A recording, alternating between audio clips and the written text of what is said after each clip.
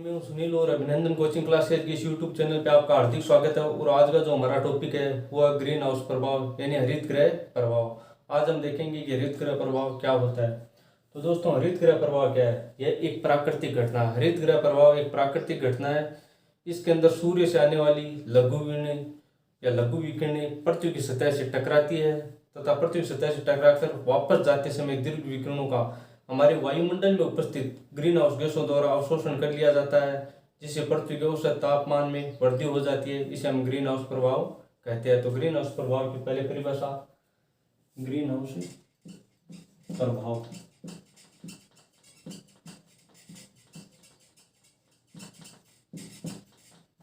यह एक प्राकृतिक घटना है जिसमें सूर्य से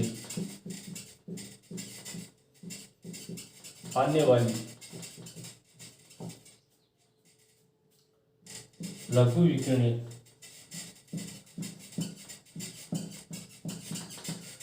पृथ्वी की सतह से टकराती है तथा टकराकर वापस जाने वाली दीर्घ विकिरणों का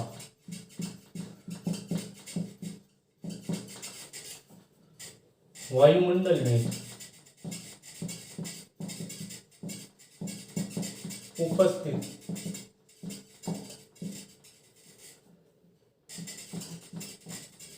ग्रीन हाउस गैसों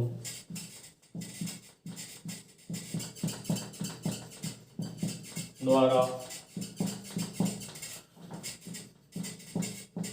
अवशोषण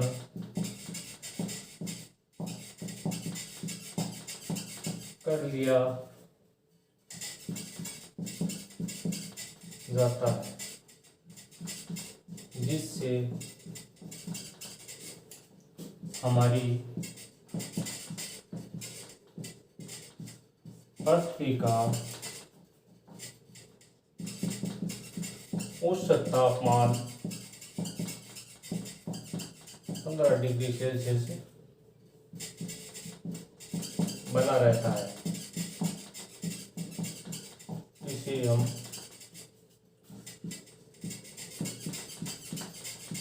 ग्रीन हाउस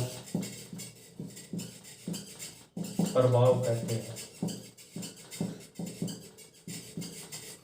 तो ग्रीन हाउस प्रभाव दोस्तों, यह एक प्राकृतिक घटना है जिसमें सूर्य से आने वाली लघु विकिरणें पृथ्वी की सतह से टकराती है तथा टकराकर वापस जाने वाली दीर्घ विकिरणों का वायुमंडल में उपस्थित ग्रीन हाउस गैसें, कौन सी? वायुमंडल में उपस्थित ग्रीन हाउस गैसों द्वारा अवशोषण कर लिया जाता है, जिससे जो हमारी पृथ्वी है उसका औसत तापमान है वो 15 डिग्री सेल्सियस बना रहता है।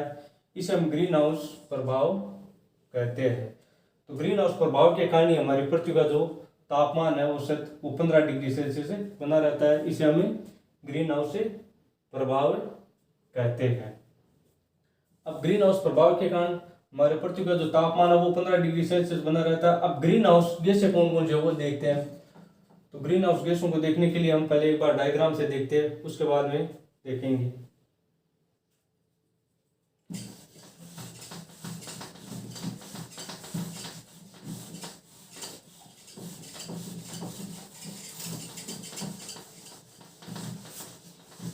तो अब हम डायग्राम की सहायता से समझते हैं ग्रीन हाउस प्रभाव कैसे होता है।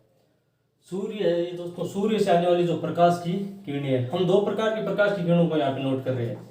एक तो विजुअल किरणें, वो जो हमें दृश्य यानी दिखाई दे रही है। एक वो हीट उत्पन्न करने वाली यानी ऊष्मा उत्पन्न करने वाली प्रकाश की किरणें। ये जो प्रकाश की किरणें इन्हें हम लघु विकिरणों के नाम से जानते हैं। सूर्य से जो हमें प्रकाश की किरणें आ रही है इन्हें हम लघु विकिरणों के नाम से जानते हैं। क्यों? क्योंकि इन विकिरणों का जो तरंगदैर्ध्य है वो बहुत ही कम होता है तथा इन विकिरणों की जो आवृत्ति होती है वो सदैव उच्च होती है।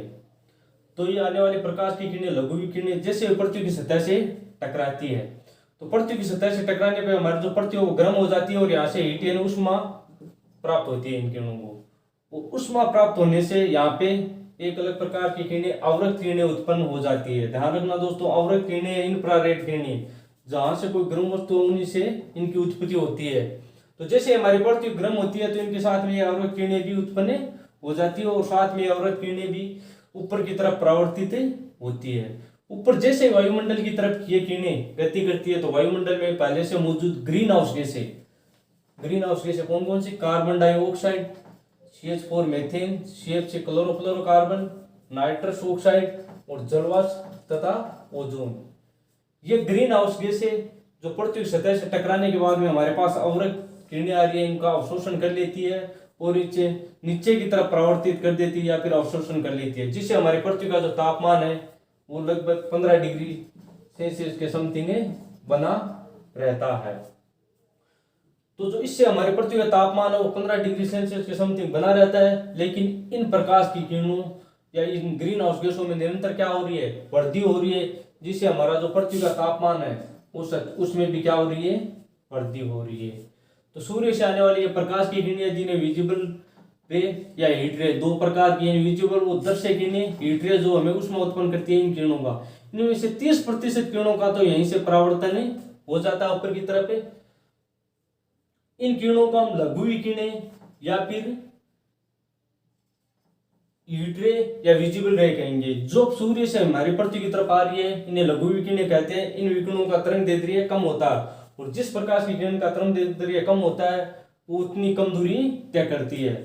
तो ये लघु विकिरणें जैसे पृथ्वी की सतह से टकराती है, यहाँ पे हीट या उष्मा उत्पन्न हो जाती है और जिससे अवरक्त किरणों की उत्पत्ति होती है और ये साथ में ऊपर की तरफ परावर्तित होती है। जैसे हमारे वायुमंडल में जाती है तो वहां पे पहले से मौजूद ग्रीन हाउस गैसें इनका अवशोषण कर लेती है और इन्हें नीचे की तरफ वापस से परावर्तित कर देती है।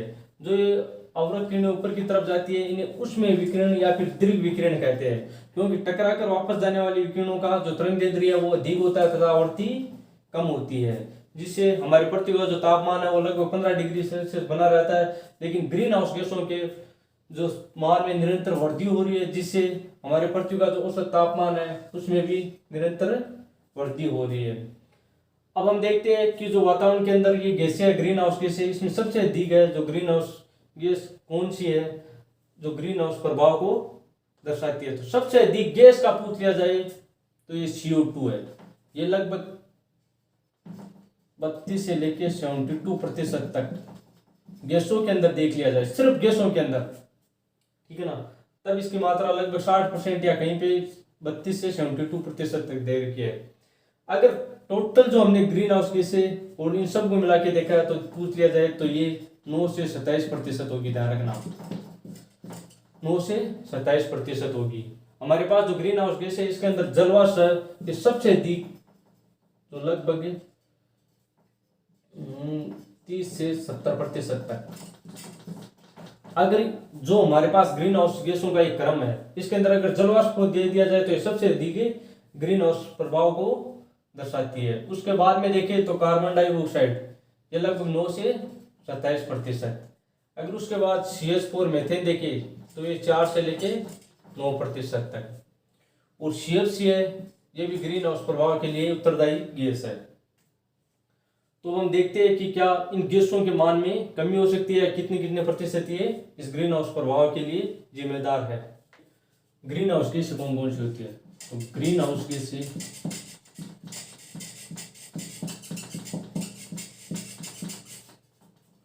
वह गैस जो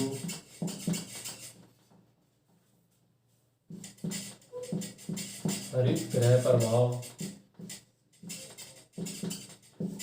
वह गैस जो हरित ग्रह प्रभाव को बढ़ाता है, ग्रीन हाउस गैस कहलाती है। तो वह गैसें जो हरित ग्रह प्रभाव के मान को बढ़ाती है ग्रीन हाउस कैसे कहलाती है। उसके अंदर सबसे पहले देखिए तो CO2 ये 9 से 27%, ग्रीन हाउस प्रभाव को मान को बढ़ाती है। उसके बाद में देखिए हम, तो सबसे पहले देख लेते हैं जलवाष्प को, वाटर वेपर। ये लगभग 32 से लेके 72% है, सबसे अधिक। ध्यान रखना, एग्जाम के अंदर पूछ लिया जाए कि ग्रीन हाउस प्रभाव को सबसे अधिक कौन इफेक्ट करती है, तो जलवाष्प की होती है। ये 72% तक ध्यान रखना। अगर गैसों में अंदर पूछ लिया जाए तो CO2 होती है। उसके बाद में देखिए तो नाइट्रस ऑक्साइड, उसके बाद में देखिए तो CFC, CH4, इसकी मात्रा होती है वो 4 से 9% तक। तो सबसे अधिक देखिए तो जलवाष्प। अगर ग्रीन हाउस प्रभाव के मान को कम करना है तो इसको तो हम कम नहीं कर सकते। CO2 की मात्रा निरंतर बढ़ रही है, जिसके बढ़ने का कारण क्या है? सबसे अधिक वाहनों और पेट्रोल डीजल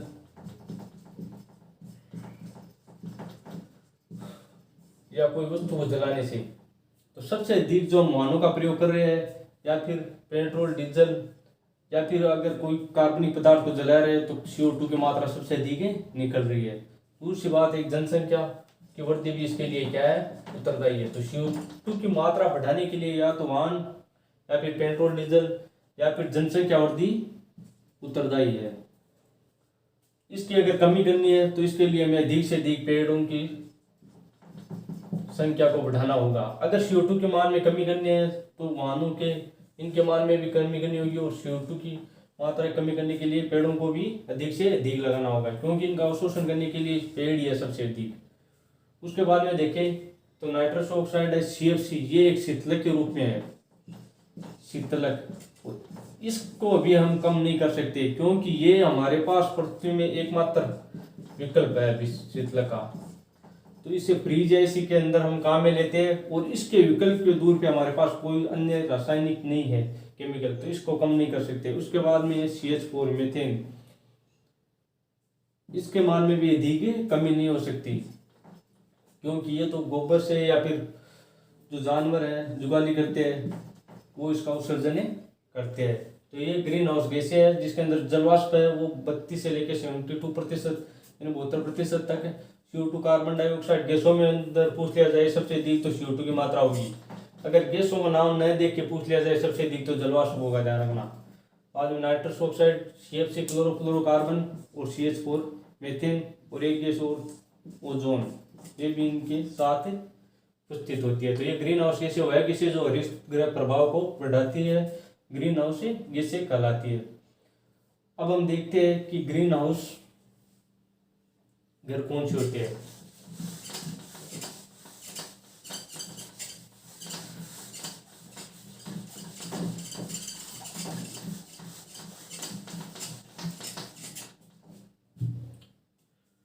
ध्रुवीय क्षेत्रों में, ध्रुवीय क्षेत्र होते हैं पृथ्वी पर। कौन सी ध्रुवीय क्षेत्र? हमारी पृथ्वी की जो ये क्षेत्र है ध्रुवीय, पृथ्वी के ध्रुवीय क्षेत्रों में जो सूर्य का प्रकाश है वो दिन भर प्राप्त नहीं हो पाता, तो वहां पे बीजों के अंकुरण के लिए सूर्य के प्रकाश की आवश्यकता होती है, नहीं तो बीज अंकुरित नहीं होंगे तो पौधा नहीं बनेगा। तो इसके लिए इन ध्रुवीय क्षेत्रों में, कौन से में? इन ध्रुवीय क्षेत्रों में जहाँ पे सूर्य का प्रकाश दिन भर प्राप्त नहीं होता, वहां पे एक कांच का घर बनाया जाता है, वहां पे कांच का घर बनाया जाता है। यहाँ पे पौधे लगा दिए जाते हैं या बीज डाल दिए जाते हैं। सूर्य का प्रकाश इसके अंदर आता है, जैसे सूर्य का प्रकाश आता है अंदर और यहाँ से परावर्तित होकर ऊपर की तरफ जाता है तो बाहर नहीं जा पाता है। तो जो अंदर का तापमान है वो बाहर के तापमान से अधिक हो जाता है। जैसे ये सूर्य से आने वाले प्रकाश की किरणें इस कांच से बने हुए घर के अंदर प्रवेश करती है और बाहर वापस नहीं जा पाती, तो जो बाहर का टेम्परेचर है उससे अंदर का टेम्परेचर अधिक हो पाता है, और यहाँ पे जो जमीन के अंदर बीज है वो अंकुरित हो जाते हैं और पौधों के रूप में बाहर निकलने लग जाते हैं। या जो पौधे पहले से विकसित है वो क्या, प्रकाश संश्लेषण की क्रिया करके वृद्धि करने लगते हैं। तो ध्रुवीय क्षेत्रों में ये ग्रीन हाउस प्रभाव यानी कांच का घर बना दिया जाता है इस कृत्रिम प्रकाश से, और फिर सूर्य से आने वाले प्रकाश की किरणें इसके अंदर प्रवेश करती है तथा बाहर जाते समय ये बाहर नहीं जा पाती, इसे बाहर से जो अंदर का तापमान है वो अधिक होता है, और यहाँ पे जो हमने बीज डाले थे उनमें अंकुरण होता है और वो वृद्धि करने लग जाते हैं। तो ये उन ध्रुवीय क्षेत्रों के लिए है जहाँ पे सूर्य का प्रकाश दिन में 2 या 3 घंटे मुश्किल से प्राप्त हो पाता है। अब हम देखेंगे एक अन्य नाम भी आता है ग्लोबल वार्मिंग, वैश्विक उष्णन या भूतापन के नाम से। तो उसके बारे में देखेंगे क्या होता है।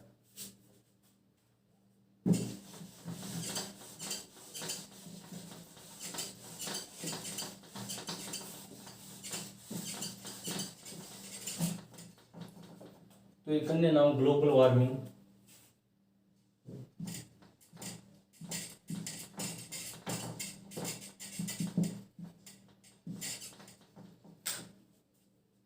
वैश्विक तापमान नाम से जाना जाता है इसे, वैश्विक या फिर उष्णन। वायुमंडल के अंदर ग्रीन हाउस गैसों के मान में लगातार वृद्धि होने से जो पृथ्वी का औसत तापमान है, लोग वायुमंडल में उपस्थित ग्रीन हाउस गैसों के मान में लगातार वृद्धि होने से जो पृथ्वी का औसत तापमान है उसमें अगर 2 डिग्री सेल्सियस की वृद्धि हो जाती है तो इसे हम ग्लोबल वार्मिंग कहते हैं। तो वायुमंडल में उपस्थित ग्रीन हाउस गैसें जैसे कार्बन डाइऑक्साइड, मीथेन, जलवाष्प, नाइट्रस ऑक्साइड, ओजोन, इन गैसों के मान में अगर लगातार वृद्धि होती है तो जो प्रकाश से आने वाली प्रकाश की किरणें हैं उनका अधिक अवशोषण करेगी और पृथ्वी की तरफ अधिक परावर्तित करेगी, जिससे हमारे पृथ्वी का जो औसत तापमान 15 डिग्री सेल्सियस है वो बढ़ जाएगा। और अभी जो हमारी पृथ्वी का औसत तापमान है वो बढ़ के 17 डिग्री सेल्सियस के समथिंग हो गया है। तो वैश्विक उष्णन या ग्लोबल वार्मिंग का मतलब है कि वायुमंडल में उपस्थित ग्रीन हाउस गैसों के मान में लगातार वृद्धि से जो हमारे पृथ्वी का औसत तापमान था 15 डिग्री सेल्सियस वो बढ़ के 17 डिग्री सेल्सियस या फिर 2 डिग्री मान में वृद्धि हो जाती है, तो इसे ग्लोबल वार्मिंग कहते हैं। इससे नुकसान ये है कि जो ध्रुवीय क्षेत्रों में पृथ्वी के जो ध्रुवों पे बर्फ से बने हुए ग्लेशियर पाए जाते हैं वो धीरे धीरे क्या करेंगे, पिघलने लग जाएंगे, और वो क्या करेंगे, समुद्रों में या जो बड़े शहर हैं उनके पास जो समुद्र है उसकी तरफ आगे बढ़ेंगे। तो जो समुद्रों के पास जितने बड़े शहर बसे हुए हैं वो जलमग्न होने का खतरा पैदा हो जाएगा। तो जो ग्लोबल वार्मिंग है, वैश्विक उष्णन, उसका खतरा यही है कि अगर हमारे पृथ्वी के औसत तापमान में धीरे धीरे वृद्धि होगी तो जो पृथ्वी के ध्रुवीय क्षेत्र है वहां पे जो बर्फ से बने हुए ग्लेशियर पाए जाते हैं ये पिघलने लग जाएंगे, तथा ये जो हमारे जल के पास बसे हुए क्षेत्र है उनकी तरफ गति करेंगे, और समुद्र में अगर इतना जल आता है तो समुद्र का पानी ऊपर उठेगा और पास में बसे हुए जितने बड़े शहर है वो जलमग्न हो जाएंगे, तो इससे बहुत बड़ी तबाही हो सकती है। तो अभी पृथ्वी का जो तापमान है वो लगभग 17 डिग्री सेल्सियस हो चुका है, और जिसे हम ग्लोबल वार्मिंग या वैश्विक उष्णन कहते हैं। इसको कम करने के लिए हमें जितना हो सके इन पे कंट्रोल करना होगा। तो इस पे कंट्रोल करने के लिए विश्व के अंदर अनेक प्रकार के सम्मेलन भी हुए हैं जिसके अंदर इनको मान में कम करने के लिए प्रयत्न भी किए जा रहे हैं। विश्व के अंदर अभी जो कार्बन की उत्पत्ति हो रही है उसके आधार पर जो देश है उनका क्रम इस प्रकार है। विश्व में जो ये चीन है ये सबसे अधिक कार्बन का उत्पादन कर रहा है। सबसे अधिक कार्बन का उत्पादन कौन कर रहा है? चीन। तो विश्व में जो कार्बन है उसकी उत्पादन के आधार पर जो 5 देशों का क्रम है वो इस प्रकार है, ध्यान रखना।